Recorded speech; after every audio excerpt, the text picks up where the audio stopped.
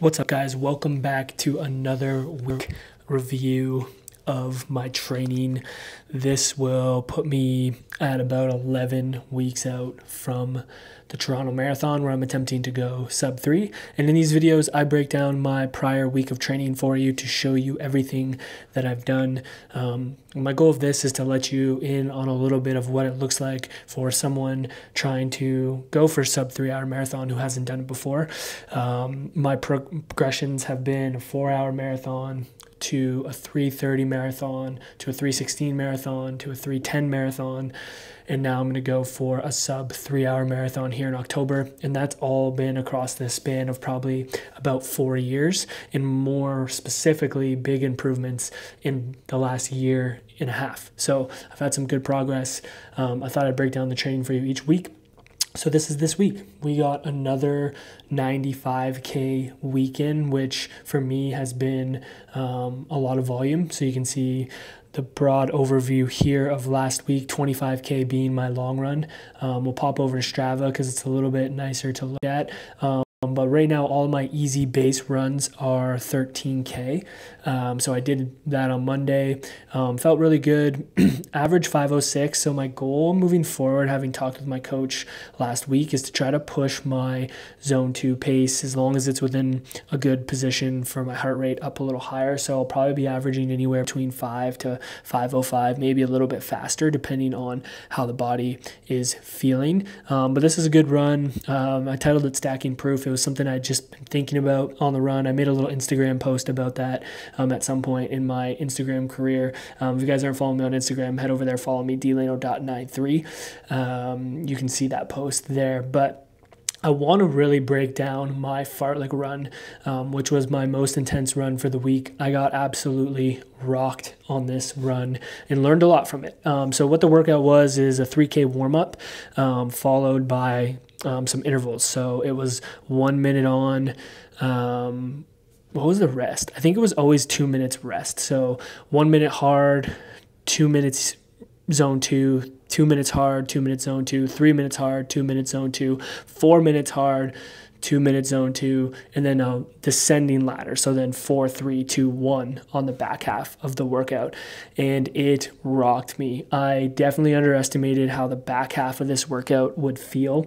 Here's the breakdown of the split. So for my first 1 minute interval, I had a 3:32 per kilometer. I was feeling great here. For my 2 minute interval, hit 3:40, which is pretty standard for me. 3 minutes, 3:42, still feeling pretty good. And you can see here on the zone 2 efforts, I'm still within good zone 2 pace, 5:13, 5:20, 5:39, good zone 2 pace for me.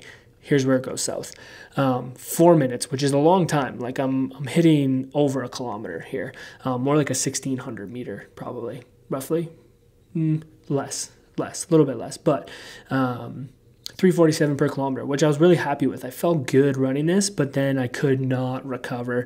I could not go easy. I was fried. And you can see that I did a 7 minute per kilometer. So my zone 2 run became a walk.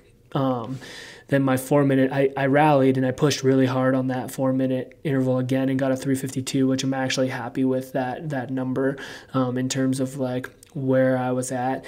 And then you can see here I did 11 minutes per kilometer. I totally walked the whole time, and then I just fell off. 3 minutes at 4:07. So if you look at the comparison between the first 3 minute interval and the second 3 minute interval, not good. And then if you look at the 2 minute, I did a 4:02.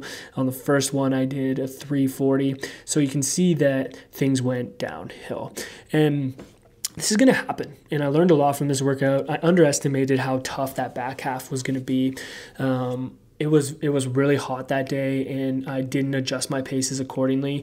Those paces that I hit in the first, like 1, 2, 3, 4, I feel really confident in hitting. Like I could have hit those on the back end, 4, 3, 2, 1. If it probably wasn't super hot out. So on intense days, the heat really plays a factor, and it absolutely fried me. Totally blew up, and I could not maintain on the back half. And something that is key for these types of workouts is like that 2 minute recovery is not meant to be a walk in this workout, and that's for a good reason and specific. And so if I'm walking on that, I'm not accomplishing the workout. So that was a fail as well. And something to think about when you have these types of workouts in if you have to walk on your recovery intervals that aren't prescribed as walking, because I do have some 800s where I do a 1-minute walk rest, you're probably going too hard on the run intervals if you can't maintain your zone 2 in that recovery interval that you're supposed to do. So that was a learning lesson all around. Tough day, but we took a lot from it. Onward. I'll be back for North Waterdown Road in the future. Then we had the Movement Run Club later that night. Easy 6K run for me.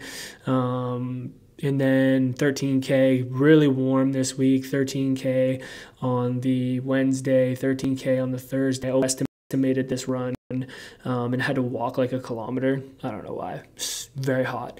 I love the heat, by the way. I'm not going to be the person that complains about the heat. I love it. It's good to train in the heat. It's good to adapt your body. You get really fit. You have to be smart with your nutrition and your fueling so that you don't put yourself in a compromising position. But I believe that running in the heat is really going to pay off in the fall, and I love it. I'm never going to complain about that. I might say that it's hot, but I love the heat. And then embrace the humidity.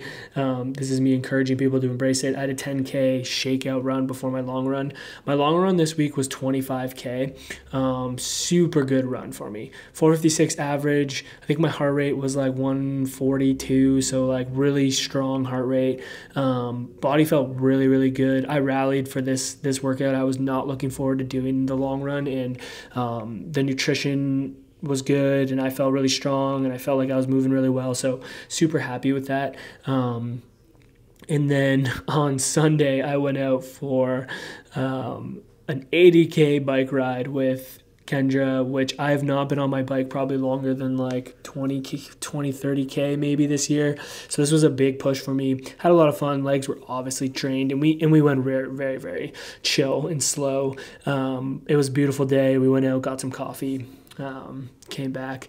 Uncrustables, by the way, unmatched in terms of nutrition for rides or pre-runs. Uncrustables, like, sponsor me, please. Like, I'm here for it, because if you haven't had these, you need to try them. They're unbelievable. But that kind of wrapped up my week. Like I said, I got 95K of running in, 25K long run. So, I talked to my coach this week, and like the progressions of my running is going to look fairly similar as it has. I got some 800-meter repeats coming up next week, which I'm excited for.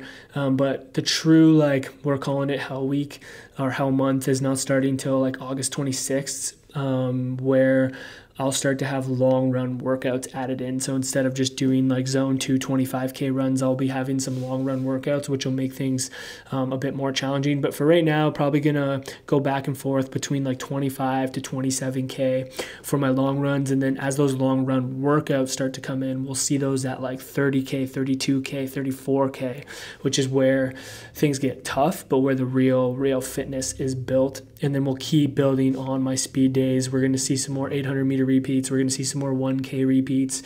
We're going to see some other like more tough workouts that I did in my prior build, just at faster paces.